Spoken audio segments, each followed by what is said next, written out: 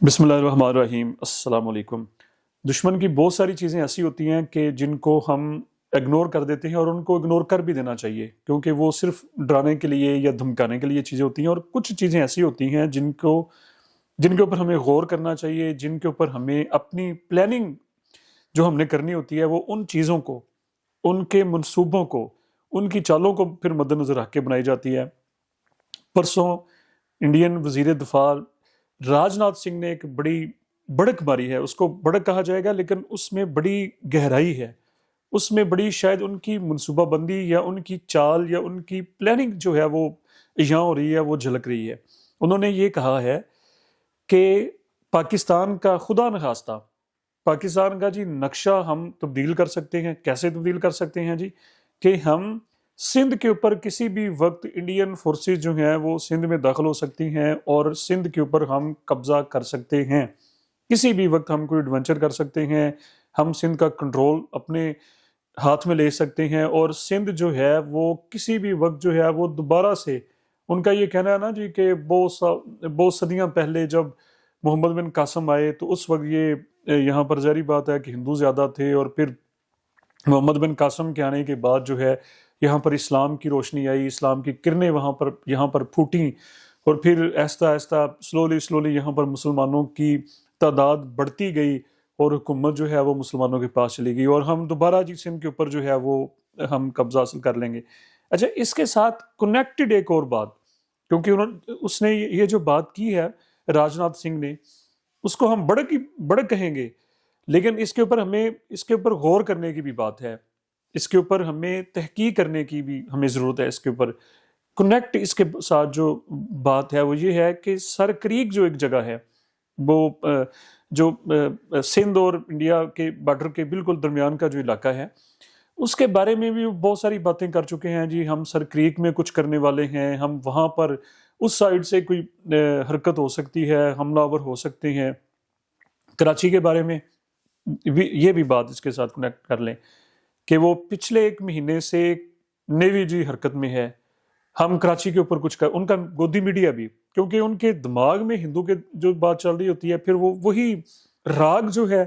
वो अलाप रहे होते हैं, वही बात वो दोहरा रहे होते हैं वो अपनी आवाम को। यहाँ एक और इसके साथ भी कनेक्टेड बात है, शायद वो जो उनकी सुबकी हुई है जो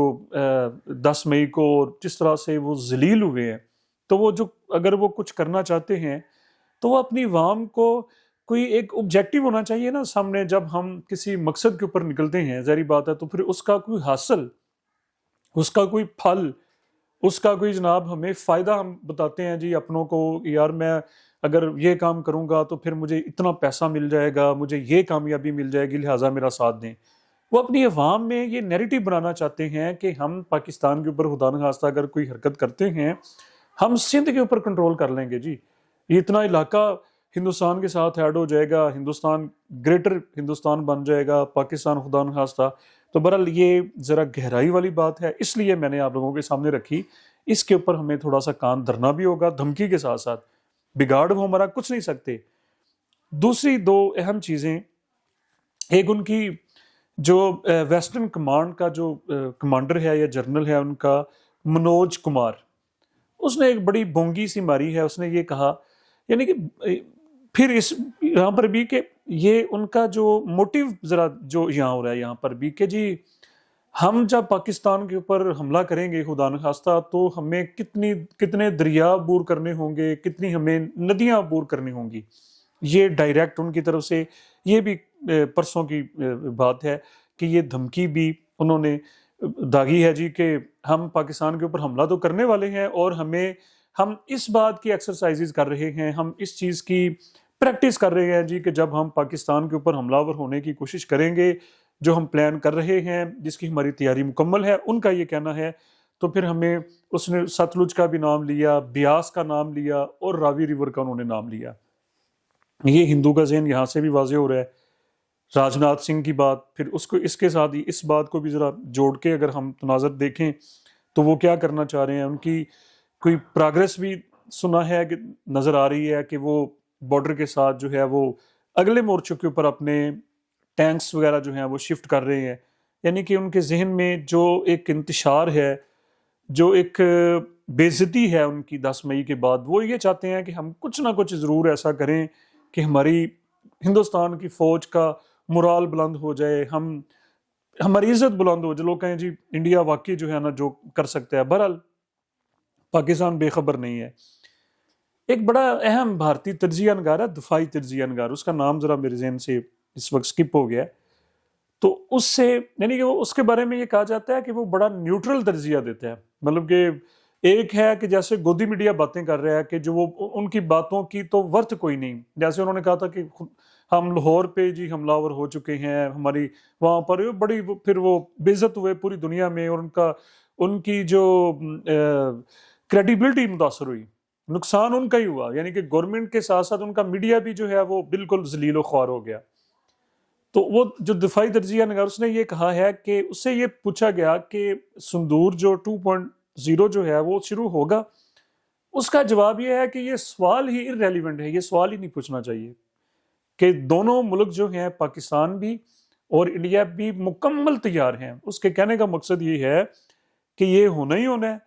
وار ہونی ہے، ایڈونچر ہونا ہے، جنگ ہونی ہے۔ اب اس کی ڈیٹ کا، اس کے ٹائم کا، مناسب وقت کا، یہ کب ہوگا، یہ وہ کوئی نہیں بتا سکتا۔ تو یہ ساری جو چیزیں ہیں اگر ہم اس کو سمرائز کریں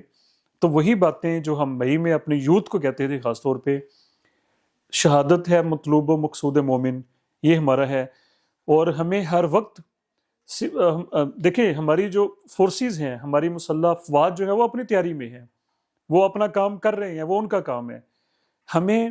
ذہنی طور پہ جو ہے اپنے آپ کو تیار رکھنا چاہیے، ہمیں سول ڈیفینس کی ٹریننگ بھی ہونی چاہیے،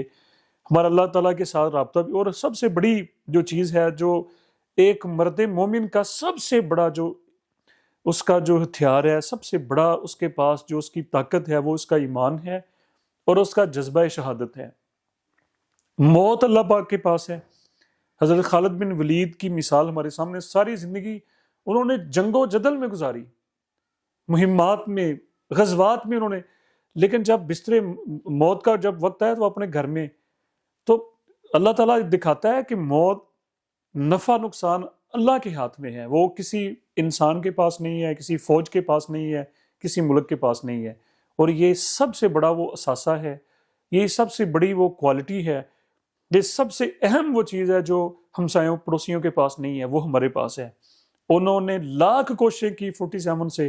پاکستان نہیں چلے گا، 53 میں، 55 میں، اب وارز گنتے چلے جائیں، پھر جناب 65 میں، پھر 71 میں، پھر کارگل میں، اور پھر مئی میں،